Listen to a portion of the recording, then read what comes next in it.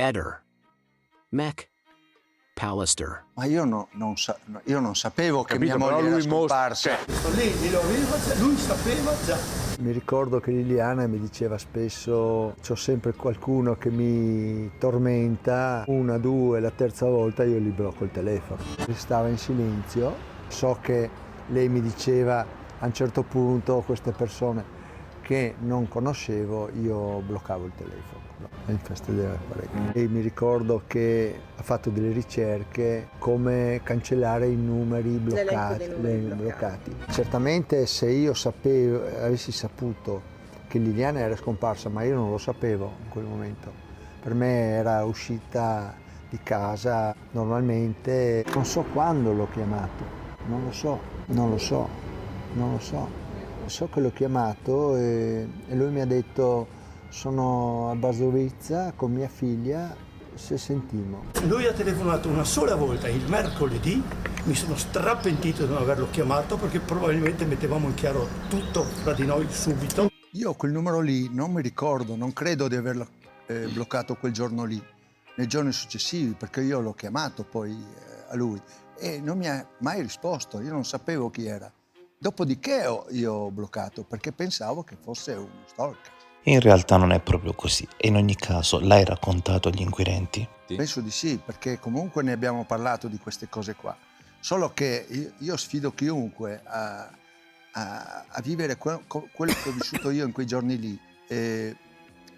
A distanza di tempo, io come ho parlato anche col PM, io ho detto: guardate, io ho il vuoto totale, ogni tanto mi viene qualche flash. Io so che alcuni giorni dopo, che sono andato in questura, mi fa: sai, è venuto questo signore, che poi risulta Claudio Sterpin, a denunciare la scomparsa di Liliana. Capisci? Cioè, io dico: ma con che titolo lui si presenta in questura e denuncia la scomparsa di Liliana? Chi è? Io non sapevo che Liliana era scomparsa. Mettiamo il punto. Certo. Cioè, gli amici, i vicini di casa che vengono da me che non mi dicono niente. Io sono lì tranquillo, beato, perché comunque mia moglie è fuori.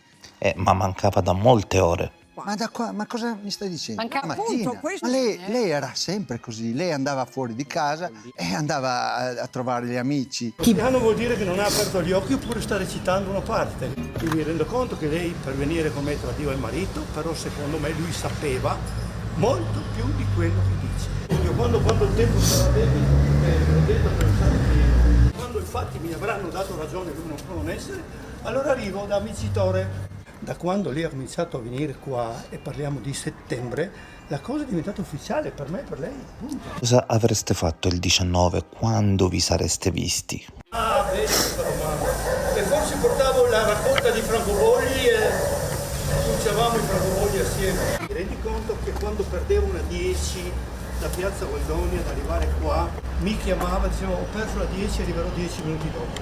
Lì, mezz'ora di ritardo, non esiste. Non esiste. Sulla telefonata di 16 minuti è sempre nebbia? Io non ricordo niente di quella telefonata. E ci siamo scambiati solo "io ti amo, amore mio".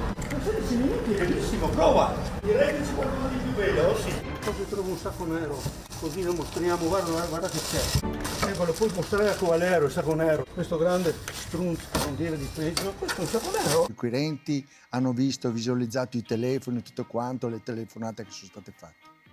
Cioè, la fiaba che sta raccontando Sterpin, che ha incantato un po' tutti, che tutti gli hanno creduto. 16 minuti. Ma dai, guarda, io solo sentire la sua voce, guarda, mi mescola lo stomaco. Ehi, non dimenticare di iscriverti a questo canale.